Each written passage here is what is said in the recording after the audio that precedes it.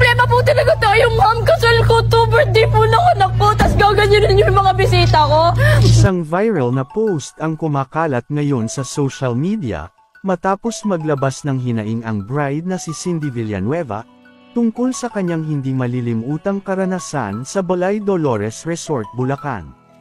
Sa halip na maging masaya at memorable, nauwi sa panlulumo ang sana'y pinakamasayang araw ng kanyang buhay, dahil umano sa hindi magandang pagtrato ng may-ari ng resort sa kanilang kasal. Ayon kay Cindy, nagsimula ang kaguluhan nang pumasok ang may-ari ng resort sa kwarto ng kanilang bisita at pinatay ang aircon, sabay kuha ng remote control nito.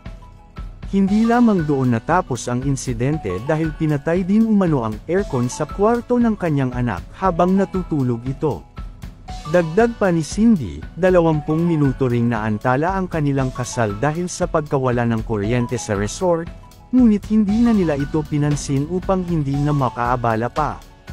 Ito na sana yung pinakamasayang araw ko dahil araw ng kasal ko at birthday pa ng anak ko. Buong buhay ko ngayon ko lang nakasama ulit yung mga magulang ko na kumpleto sila dahil broken family kami.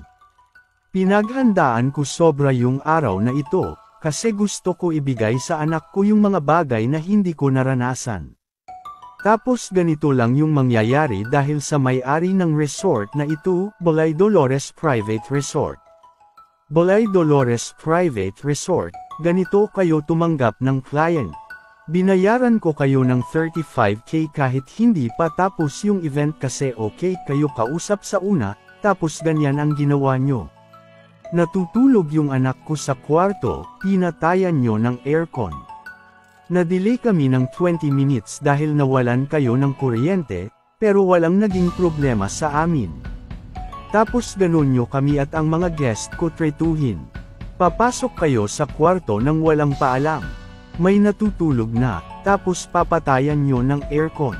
Subalit ang kanilang pagtitimpi ay napalitan ng matinding pagkadismaya, nang imbes na mag-sorry, inalok pa sila ng may-ari na bayaran ng 10,000, kapalit ng hindi pagpo-post ng video tungkol sa nangyari. Mababayaran ba niya yung nasirang araw ko? Mababayaran ba? May katumbas na pera? Mariing tanong ni Cindy sa kanyang viral post, kung saan ibinahagi niya ang sakit na naramdaman sa pagkasira ng kanyang kasal at kaarawan ng anak. Dahil dito, bumuhos ang suporta mula sa mga netizens para kay Cindy, at inulan naman ng batikos ang Balay Dolores Resort, dahil sa umano'y masamang pagtrato nito sa kanilang mga kliyente. Patuloy ang pagkalat ng video at ng kwento ni Cindy sa social media, na nagbibigay ng babala sa mga nagnanais na magdaos ng kanilang espesyal na araw sa nasabing resort.